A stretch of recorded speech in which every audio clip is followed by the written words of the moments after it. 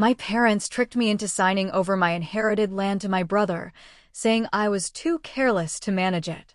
But when his debts destroyed him, and they ended up homeless, they demanded the flighty daughter let them live on my land. Their faces dropped when I pointed to the gates and the new sign that read. The knock at my door that Tuesday evening came at exactly 9:17 p.m. 3 sharp raps, then silence. When I opened it, the sight nearly made me laugh, but it was more of a bitter, hollow laugh. My perfectly coiffed mother, mascara streaking down her cheeks. My father's usual crisp, pressed shirt crumpled beyond recognition. And my brother, Jonah, looking like he hadn't slept in days. "We need to move home," Jonah rasped, his voice cracking. "My name is Rosalie, and I had been waiting for this moment for 7 long years." "Come in," I said, stepping aside. The contrast between their disheveled appearances and my pristine living room couldn't have been more stark. I gestured to the sleek leather sofa, the one I'd bought with my very first bonus as senior marketing director. "Rosie, sweetheart," my mother began, using that diminutive I'd asked her repeatedly to drop. "We've had some difficulties." Difficulties? I kept my voice neutral, remembering all those meditation techniques that had gotten me through the past 7 years. "The market crashed," Jonah blurted out. "Everything's gone. The investments, the houses, even Mom and Dad's place." I sat across from them, crossing my legs. "Everything," I repeated. "Including the land," my father added quietly. "The land." "Of course." A familiar tightness gripped my chest, pulling me back to that day, 7 years ago. I was sitting at our family's old oak dining table. "It's just a tax simplification," Rosie, Mom had said, sliding the papers toward me. "You know your brother is better with the financial aspects. It'll still be family land." I remembered Jonah standing behind her, arms crossed, that patronizing smile plastered on his face. "Come on, sis. You know I'll take care of everything. When have I ever steered us wrong?" My dad had paused, choosing his words carefully. You're not quite ready for this kind of responsibility, sweetheart. Remember that art gallery idea of yours?" The memory of their synchronized head shaking still burned. "Sign here," Mom had pointed, "and here. It's still our land. We're just putting it under Jonah's name to simplify things." Even then, I'd known something wasn't right. But years of being told I was flighty, irresponsible, too emotional, it does something to a person. It makes you doubt every single instinct. Back in the present, I watched them squirm on my sofa. "So," I said slowly, "you need somewhere to stay?" "Just until we get back on our feet," Jonah said quickly. "A few months tops. We can use the cottage on the old property." "The cottage?" I raised an eyebrow. "On the land I signed over?" "Oh, well, yes," Mom said, waving her hand dismissively. "But that was just paperwork, darling. You know it's still family land." I stood up and walked to my desk, pulling out a folder I'd kept ready for years. "Actually, I've been meaning to talk to you about that land." "What's to talk about?" Jonah's voice had an edge now. "It was a family decision." "Funny thing about decisions," I said, opening the folder. "They have consequences." "Rosalie," Dad warned, using my full name for the first time in years. "Don't be difficult." I laid out 3 documents on the coffee table. The first was the transfer deed I'd signed. The second was a loan agreement, dated 1 week later, using the land as collateral. The third was a recent property record. "What's this?" Mom picked up the third document, squinting at it. "That," I said, feeling 7 years of preparation culminating in this moment, "is proof that technically, none of you have any claim to that land anymore." Jonah snatched the paper from Mom. His face went from red to white in seconds. "This can't be legal." "Oh, but it is." I smiled, remembering all the nights I'd spent with Tiffany, my attorney, finding the loophole. "You see, when you used the land as collateral without telling me, you triggered a clause that invalidated the original transfer. And when the bank foreclosed, I spread my hands. Well, let's just say I had first right of refusal." "You're bluffing." Jonah stood up, towering over me like he used to when we were kids. But I wasn't that girl anymore. "Try me," I said softly. "Or better yet, drive out there tomorrow. See for yourself." Mom started crying again. Dad looked like he'd aged 10 years in 10 minutes. "And Jonah?" Jonah looked exactly like I did 7 years ago, when I realized what they'd done to me. You can stay at the Comfort Inn on 5th, I said, standing up. I'll cover 3 nights. That should give you time to make other arrangements. Rosalie, Mom whispered. We're family. I opened my front door. Yes, you made that very clear when you had me sign those papers. Family first, right? They filed out, one by one, shells of their former selves. As I closed the door, I heard Mom ask, what do we do now? I pressed my forehead against the cool wood and whispered, you're about to find out. I spent the next morning documenting everything. Each desperate word, every contradictory explanation. My laptop screen filled with their excuses as I typed, a habit I developed after years of gaslighting taught me to trust only what was written down. The doorbell rang at 10 a.m. They were back, looking marginally more put together after a night at the hotel. Mom had even applied fresh lipstick. We need to talk about this rationally, Dad said, as they settled onto my sofa again. You're being impulsive. I almost laughed. Impulsive? Like using inherited land as collateral without telling me. That's what we need to explain. Jonah leaned forward, his business voice on, the one he used to convince elderly investors to trust him with their life savings. It was a calculated risk. The market was perfect. Nobody could have predicted. Stop. I held up my hand. Just tell me exactly what happened, from the beginning. Mom jumped in. It started with that wonderful opportunity Jonah found. Premium real estate development. Guaranteed returns. Guaranteed, I repeated, typing. The initial investment was solid, Jonah continued. We doubled our money in 6 months, so naturally we expanded. Took out more loans. Bought more properties. Using the family land as collateral, I prompted. Well, yes, Dad shifted uncomfortably. But it was a sound business decision. Your brother knows what he's doing. Knew, I corrected quietly. Past tense. Jonah's face darkened. Look, the market crashed. It happens. But we can rebuild. We just need somewhere to regroup, and that cottage. Tell me about the other properties, I interrupted. The ones you lost. They exchanged glances. Mom spoke first. Well, there was our house, of course. And the vacation home in Lake Tahoe. The apartment buildings downtown, Dad added. The retail space on 4th Street. All mortgaged to the hilt, I noted, still typing. And the investors. How do you know about the investors? I read the business section, I said.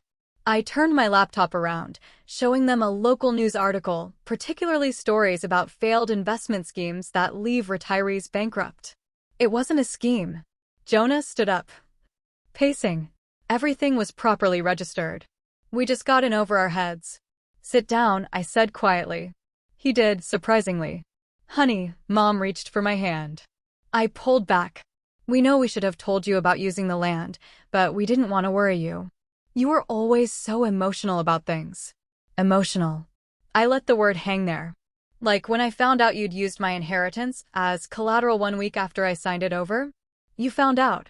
Dad's voice was sharp. I had a friend at the county records office. I pulled out another document. She sent me a copy the day it was filed. I've known for 7 years. The silence in the room was deafening. 7 years. Jonah whispered. You've been planning this for 7 years? Planning what? I asked innocently. I simply educated myself. Learned about finance, law, business, all those things you said I was too flighty to understand. But why didn't you say anything? Mom's voice trembled. Would you have listened? I stood up, walking to my window.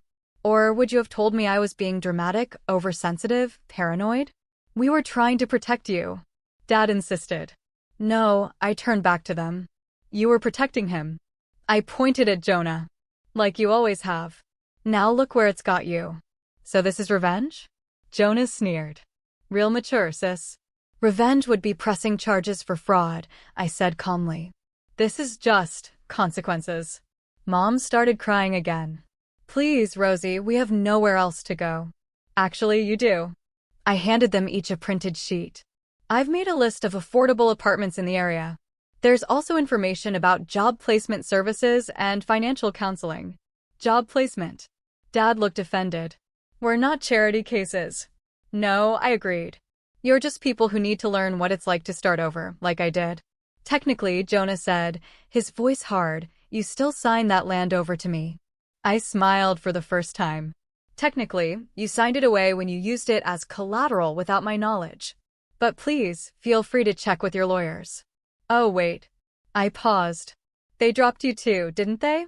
They stared at me like they were seeing a stranger. Maybe they were. I have a meeting, I said, gathering my laptop. You can see yourselves out.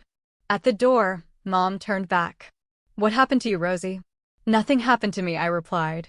I just stopped letting you tell me who I was. As I closed the door, I heard Jonah say, she's bluffing about the land. She has to be. I smiled again, thinking about the construction crew starting work tomorrow. They'd find out soon enough. You found what? I remembered asking Sabrina 7 years ago, my hands shaking as I held the county records printout.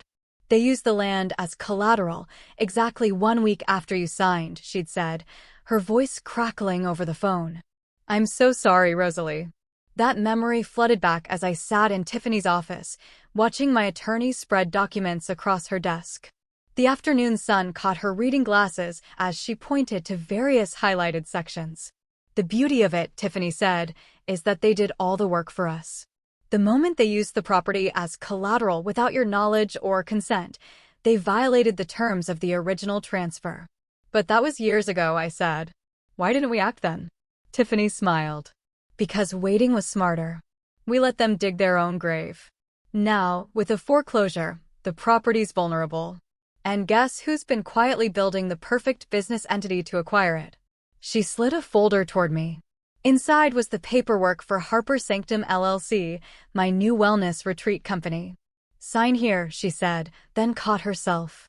Sorry. Bad choice of words. I laughed, but it was hollow. No, it's perfect, actually. Full circle. The pen felt heavy in my hand as I signed, not with hesitation, but with the weight of 7 years of planning. Now, Tiffany continued, about that cottage they mentioned. Already handled, I said. The demolition crew starts next week. You're not wasting any time. They didn't waste any time using my inheritance as collateral, I countered. Why should I waste time turning it into something better? My phone buzzed. A text from Sabrina. Lunch? You need to tell me everything. 20 minutes later, I was sliding into our usual booth at Carlos Cafe, where Sabrina had already ordered my usual iced tea. Spill, she demanded. How did they look when they showed up? Broken, I admitted. But not sorry. Just desperate. And you're sure about this retreat center idea? I pulled out my tablet, showing her the renderings. Look at this. Solar-powered buildings, meditation gardens, workshop spaces. Everything I wanted to do with the art gallery, they mocked me for. It's beautiful, she said softly. But what about the cottage? It's got black mold and a failing foundation. Keeping it would be a liability. That's not what I meant, and you know it. I set down my tea. They made their choices, Sabrina. For years, they chose Jonah's schemes over my stability. They chose manipulation over honesty. I know what they chose, she interrupted. I was there, remember? I watched you rebuild yourself. But this is different. This is justice, I said firmly. Is it? Or is it? The cafe door chimed, and we both looked up. Jonah walked in, spotted me, and made a beeline for our table. We need to talk, he said, ignoring Sabrina completely. We already did. Twice. I spoke to a lawyer. He planted his hands on our table. He says there might be grounds to challenge. Let me guess, I interrupted. He wants a retainer. Money up front. I watched his face fall. That's what I thought. You can't just take everything, he hissed. Actually, I didn't take anything. You lost it. All of it. I'm just reclaiming what was mine to begin with. Sabrina cleared her throat. I think you should leave, Jonah. He straightened up, trying to recover his dignity. This isn't over. Actually, it is. I pulled out my phone and showed him the construction company's confirmation email. Demolition starts Monday. Demolition. His face went white. Of what? The cottage. It's a safety hazard. The whole property is being renovated for the retreat center. You're lying. Drive out there Monday morning, I suggested. Watch them tear it down. Maybe it'll help you understand how I felt 7 years ago, watching you tear apart my trust. He stormed out, nearly knocking over a waitress in his haste. That was Cold, Sabrina said quietly. No, I corrected her. Cold was watching them smile while I signed away my inheritance. Cold was discovering they'd already planned to use it as collateral. Cold was 7 years of them thinking they got away with it. And what about you? She asked. What happens after the demolition? After the retreat center's built? Does it heal anything? I looked down at my tea, watching the ice cube slowly melt. I'm not looking for healing. I'm looking for closure. Those aren't always different things, she said wisely. My phone buzzed again. An email from the permit office. Final approval for construction. It's done, I said, showing her the screen. No going back now. There never was, she replied. Not since the day they betrayed you. I stared out the cafe window, watching people pass by. Somewhere across town, my family was probably scrambling for solutions, calling in favors, realizing how many bridges Jonah had burned. Monday morning, I murmured. Everything changes Monday morning. The demolition. Crew arrived at dawn. I stood at the edge of the property, clipboard in hand, watching the machines roll in. The cottage looked smaller than I remembered, its weathered walls almost apologetic in the early morning light. Miss Harper. A deep voice behind me. I turned to find a tall man in a hard hat, work boots caked with mud. I'm Noel, the site supervisor. We spoke on the phone, right?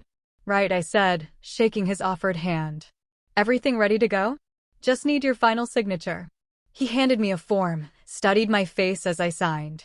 You sure about this? Old places like this, they hold a lot of memories. That's exactly why it needs to go. He nodded, not pushing further. Well, we'll start with the interior strip then. A car screeched to a halt behind us. Stop. You can't do this. Mom's voice rang out. I turned to see my parents rushing toward us, Jonah right behind them. They looked like they hadn't slept. This is private property, I said calmly. You're trespassing. Private property? Dad sputtered.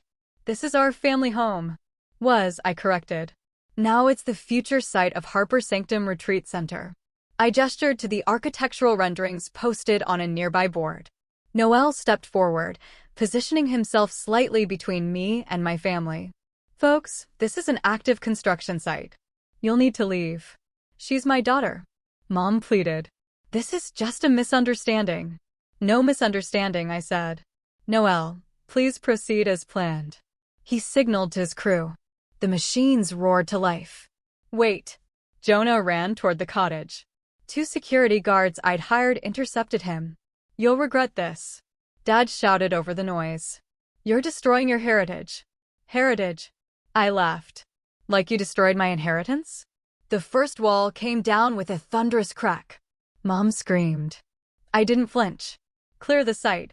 Noel ordered the guards. They escorted my family back to their car. I watched until they drove away, then released a breath I didn't know I was holding. That was intense, Noel commented, still standing nearby. You okay? Fine. I straightened my jacket. The foundations need to be completely removed. We'll need solid ground for the new buildings. About that, he pulled out some blueprints. I had some thoughts about the meditation garden placement. Mind if I show you? We spent the next hour walking the property, Noel pointing out natural features I'd never noticed, the way the land sloped perfectly for a terrace garden, a cluster of old oaks that could shelter an outdoor yoga platform. You've really thought this through, I said, surprised. I like knowing the story behind my projects, he paused. Helps me build something that matters. And what story do you think this is? He looked at me directly. Redemption, maybe. Or resurrection. Taking something broken and making it beautiful again. That's surprisingly poetic for a contractor. I contain multitudes, he grinned. Speaking of which, wanna grab coffee? These demolition days can be longer than you expect. I hesitated. I mean, I should stay and supervise. That's what you pay me for. He gestured to the crew, efficiently clearing debris. They know what they're doing. Before I could answer, my phone rang. It was Sabrina. Turn on the local news, she said without preamble. I pulled up the stream on my phone. Jonah's face filled the screen, standing outside the property gates. My sister is destroying a historic family property, he was saying to a reporter. She's letting her emotions override common sense, just like she always has. Mute that, Noelle said quietly. You don't need to hear it. But I kept listening as Jonah spun his tale of family discord and my supposed instability. It was the same story they'd always told, just with a bigger audience. Coffee sounds good, actually, I said, shutting off the stream. I know a place. At Carlos. Away from the dust and noise. Noelle asked the question I'd been dreading. Why a retreat center? Because they never thought I could run anything, I admitted. Every business idea I had, they shot down. Too risky. Too emotional. Too me. And now? Now I'm proving them wrong. On my terms. He stirred his coffee thoughtfully. You know, I've built a lot of things for a lot of people. Most of them were running towards something. You seem to be running from something. Is there a difference? Usually is. He looked up. But hey, what do I know? I'm just a contractor who reads too much poetry. For the first time in days, I laughed, genuinely. You're not what I expected. Neither are you, I'm guessing. To them, at least. He nodded toward the TV above the bar, still showing Jonah's interview. My phone buzzed. Photos from the site. The cottage was completely down now. Just a blank space where it once stood. Clean slate, Noelle commented, looking at the pictures. Question is, what are you going to build on it? I looked at him, really looked at him, and felt something shift. Something true, I said finally. Something mine. He smiled. That's a good place to start. You're being hysterical, Rosie. Mom's voice echoed in my head as I sorted through old family photos. Always so dramatic about everything. I was in my home office, preparing for a meeting with my parents, one they didn't know about yet. The photos told a story they never wanted to see, Jonah front and center in every shot, me pushed to the edges, sometimes literally cropped out. My doorbell rang, right on time. Come in. I called out. Sabrina entered, carrying a thick manila envelope. You sure about this? She asked, setting it down. Once you show them these documents, there's no going back. They crossed that line years ago. I opened the envelope, spreading out its contents. Did you find everything? Every email. Every bank transfer. Every hidden agreement. She pointed to one particular document. This one's the smoking gun. Dated 3 months before they had you sign over the land, the paper outlines their entire plan, using my emotional instability as grounds to gain control of my inheritance, then leveraging it for Jonah's business ventures. All laid out in black and white, in my father's meticulous handwriting. Perfect timing, I said as my phone buzzed. They're here. Mom and Dad entered cautiously, looking less polished than usual. 2 weeks of hotel living will do that. What's this about, Rosalie? Dad asked, eyeing the papers on my desk. Sit down, I gestured to the chairs. We need to talk about what really happened 7 years ago. We've been through this, Mom said. We were protecting you. Really? I slid the handwritten document across the desk. Is that what you call this? Dad's face went ash white as he recognized his own writing. Mom grabbed it, scanning quickly. Where did you get this? She whispered. Turns out your perfect son wasn't so careful with his files during the bankruptcy, Sabrina spoke up. Amazing what people leave behind when they're running from creditors. You went through our private papers? Dad's voice rose. Like you went through my medical records? I countered, using my therapy sessions after Mom's cancer scare to build a case against my stability. Mom flinched. You never stopped lying. I slammed my hand on the desk. It's all here. Every manipulation. Every planned conversation. Every orchestrated family meeting to convince me I couldn't handle my own inheritance. We were trying to. To protect me? No, you were protecting him. I pulled out more documents. Here's Jonah's first failed business, covered up with my trust fund money. Here's the second one, buried under refinance loans. Here's the email where you plan to use my emotional problems as leverage if I ever discovered the truth. Tears streamed down Mom's face. Dad just stared at his own handwriting. Did you ever actually believe in me? I asked quietly. Or was I just the backup plan for when Jonah inevitably failed? You don't understand, Dad started. I understand perfectly. I understand that you gaslit me for years, made me question my own judgment, my own memories. I understand that you chose Jonah's gambling addiction, Yes, I know about that too, over my stability. He needed help. Mom pleaded. And I didn't? When I wanted to open that art gallery, when I had actual business plans and market research, where was your help then? That was different, Dad muttered. Yes, it was. Because I would have succeeded. Just like I'm succeeding now. By destroying our family? Mom asked. No, you did that. I'm just refusing to play my assigned role anymore. My phone buzzed again, a text from Noel. Foundations are clear. Ready when you are. The retreat center opens in 3 months, I told them. It's already fully booked for the first year. Turns out my emotional understanding of people makes for good business planning. Rosalie, Dad tried one last time. We can still fix this. As a family. We stopped being a family the day you decided I was a problem to manage rather than a daughter to support. I gathered the documents. These copies are yours to keep. The originals are with my lawyer. Is this blackmail? Dad asked incredulously. No. It's closure. I don't want anything from you anymore. I just want you to know that I know. That I've always known on some level. And that I'm done letting you write my story. They sat there, defeated, clutching the evidence of their betrayal. Sabrina will show you out, I said, turning to the window. Don't contact me again, unless it's through my attorney. After they left, Sabrina returned to find me still staring out the window. You okay? No, I admitted. But I will be. I picked up my phone to text Noel back. Start the next phase. It's time to build something new. The sun set over the construction site in the distance, where tomorrow concrete would be poured into the space where my past one stood. Sometimes, I'm learning, you have to break ground to break free. The local cafe buzzed with morning regulars when Jonah burst in, making a beeline for my table. I'd been expecting this. News travels fast in small towns, especially news about multi-million-dollar wellness retreats nearing completion. You're going to destroy this family, he announced loudly, drawing every eye in the place. I took a calm sip of my coffee. Pretty sure you already did that with your investment schemes. At least I was trying to build something. He slammed his hands on my table, not tear everything down out of spite.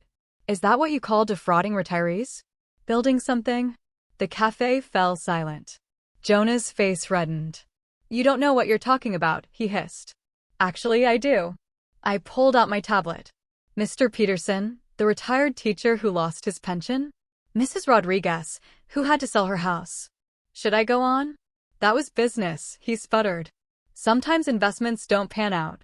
Funny how none of your investments ever pan out, but you always manage to walk away unscathed. Well, until now. A man approached our table. Mike, one of the contractors who bid on the retreat project. Sorry to interrupt, Mike said, not sounding sorry at all, but I couldn't help overhearing. You're Jonah, right? The one who offered me 10 grand to delay construction. Jonah's face went from red to white. What? Yeah, approached me right after I submitted my bid, Mike continued. Said he'd pay cash if I found problems with the foundation work. That's why I withdrew my bid. Didn't want any part of that mess. You're lying. Jonah snapped. Got the text to prove it. Mike pulled out his phone. Want to see them? I waved him off. No need. This is exactly what I'd expect from my brother. You think you're so perfect. Jonah sneered. Little Rosie finally getting her revenge. This isn't revenge. I stood up slowly. This is consequences. Something you've managed to avoid your entire life. Because I was protecting our family? By stealing my inheritance? By manipulating Mom and Dad? By trying to sabotage my project? The cafe owner, Maria, stepped forward. I think you should leave, sir. Stay out of this. Jonah warned. No, you stay out of this. Maria replied firmly. Rosalie's been coming here for years. She's good people. You're just making a scene. Other regulars started to stand. The morning crowd knew me. They'd watched me plan this project for months, seen me work with local vendors, hire local staff. You've turned everyone against me. Jonah accused. No, you did that all on your own, I gathered my things. Just like you turned Mom and Dad's retirement into your personal gambling fund. That's not true. Here's what's true, Jonah. The retreat opens in 2 weeks. It's fully booked for a year. I've hired 30 local people, partnered with 15 local businesses, and created something that will actually help people. While we're homeless, you have options. I gave you lists of apartments, job resources. But instead of using them, you're here trying to intimidate me in public. Because you're heartless, he spat. You don't care about family at all. My phone buzzed. A text from Noel. Gates are being installed today. Wanna come see? I looked back at Jonah, seeing him clearly for the first time. Not the golden boy. Not the successful son. Just a desperate man who never learned to stand on his own. You're right, I said quietly. I don't care about family. At least not the way you define it. Family isn't about loyalty to lies. It's not about sacrificing one child for another. And it's definitely not about what you and our parents did to me, Rosalie. I took a deep breath. I'm done. I pulled out an envelope and handed it to him. This is an official notice. You, Mom, and Dad are banned from the property. Try to enter and you'll be arrested for trespassing. You can't do this. I already did. I walked to the door, then turned back. Oh, and Jonah? The next time you try to bribe one of my contractors, make sure they don't know me first. The cafe erupted in quiet murmurs as I left. Through the window, I saw Maria pointing Jonah toward the exit. Outside, I texted Noel back. On my way. Save me a spot with a good view. My phone rang. It was Mom. I declined the call and saw her voicemail pop up immediately. Rosie, please, your father's not well. This stress is killing him. We need to talk about this as a family. I deleted it without listening further. They had 7 years to talk as a family. Now they could talk to my lawyers. The morning sun felt warm on my face as I drove toward the property. My property. Toward the gates that would finally, permanently keep my past where it belonged, behind me. They're here, Noel said quietly, touching my arm. We stood behind the newly installed security booth, watching my family's car approach the gates. The morning fog hadn't lifted yet, making the scene feel almost dreamlike. The wrought iron gates gleamed despite the mist, the gold lettering catching what little sunlight broke through. Harper Sanctum. Private Retreat. Designed by Rosalie Harper. Their car stopped for a moment. Nobody moved. You don't have to do this, Noel reminded me. Security can handle it. No, I straightened my jacket. I need to see their faces. They exited the car slowly, taking in the transformation. Where a humble cottage once stood, now rose an elegant complex of modern buildings, connected by stone pathways and meditation gardens. The old oak trees framed it perfectly, just as Noel predicted they would. What? Mom's voice broke. What have you done? Created something beautiful, I said, stepping into view. Something worthy of the land you tried to steal. Steal? Dad's face flushed. We gave you every opportunity to do what you wanted? I interrupted. To be who you wanted? To sign what you wanted. I gestured to the retreat center. This is who I actually am. Jonah walked up to the gates, gripping the bars. This is insane. You've lost your mind. Actually, I pressed a button on my phone, and the fountain in the central garden sprang to life. I found it. Found myself. No thanks to any of you. Please. Mom stepped forward. We can still fix this. We're staying at that horrible motel. Your father's health is declining. Don't, I cut her off. Don't try to manipulate me with guilt. Not anymore. Manipulate. She looked wounded. I'm your mother. Are you? Because mothers don't gaslight their daughters. They don't use therapy sessions against them. They don't. You ungrateful little. Jonah lunged at the gate, making it rattle. Noel stepped forward, hand raised. That's enough. Step back from the gate. Or what? Jonah sneered. In answer, 2 security guards emerged from the booth, hands on their radios. This is private property, I said calmly, and you've been served notice to stay away. Leave now or they'll call the police. You can't do this. Jonah yelled, his voice echoing across the grounds. You can't just take everything. I didn't take anything, I replied. I built this with my own money, my own plans, my own vision. Everything you see here, I created it. While you were destroying people's lives with your schemes, I was building something real. Real? Dad scoffed. A retreat center? This isn't a real business. Our booking revenue says otherwise. I pulled out my phone, showing them the numbers. Fully booked for a year. Waitlist for the next 2 years. Local businesses fighting for partnership opportunities. They stared at the figures, faces dropping as they realized the scale of what I'd built. This could have been different, I continued softly. 7 years ago, when I wanted to start small, with an art gallery, you could have supported me. Instead, you convinced me I was incapable, unstable, unworthy. So I learned. I grew. I planned. And now, I pressed another button. The gates began to close automatically. Now I don't need your approval anymore. Rosalie. Mom called out desperately. We're your family.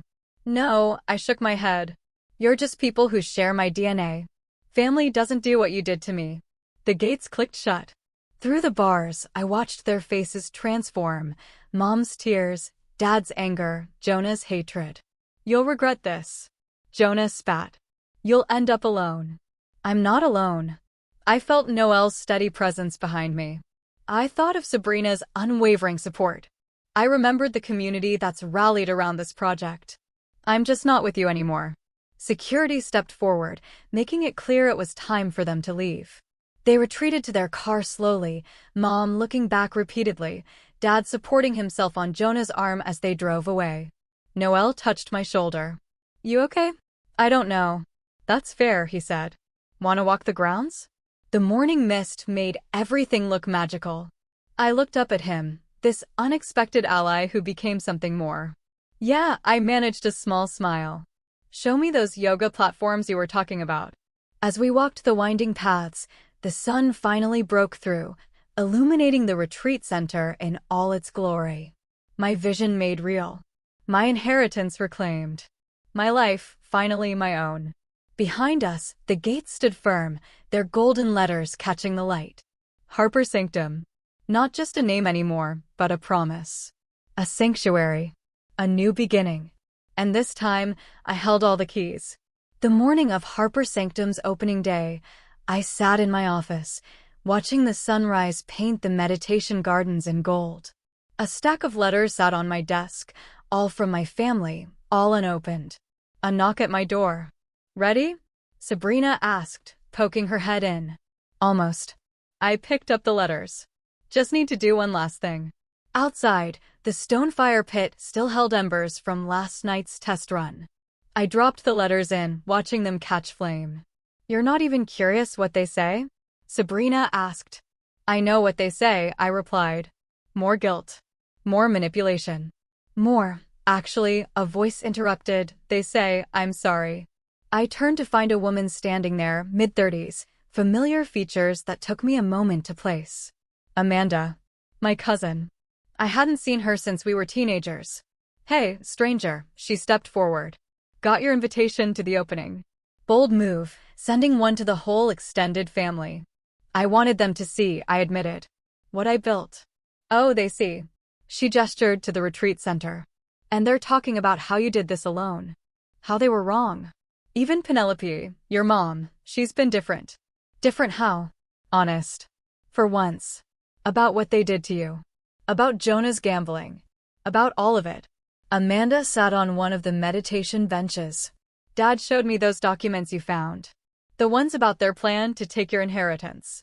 I sit beside her and it made me sick. Because I remembered how they treated you back then. How we all just watched it happen. The fire pit crackled, consuming the last of the letters. I should have stood up for you, Amanda continued. We all should have. Why didn't you? Because it was easier not to. Because Jonah was so convincing. Because she stopped. No. No more excuses. Noelle approached with a clipboard in hand. First guests arrive in an hour. Need anything? Just a minute, I told him. He nodded, understanding. You know what really got me? Amanda said after he left. That art gallery idea of yours. I found your old business plan in Dad's files. It was brilliant. Would have worked perfectly in that downtown area. That's ancient history. Is it? Because this place, she gestured around, this is that same vision, just bigger, better. You took their rejection and turned it into something extraordinary. The morning sun caught the retreat center's windows, making them gleam like mirrors.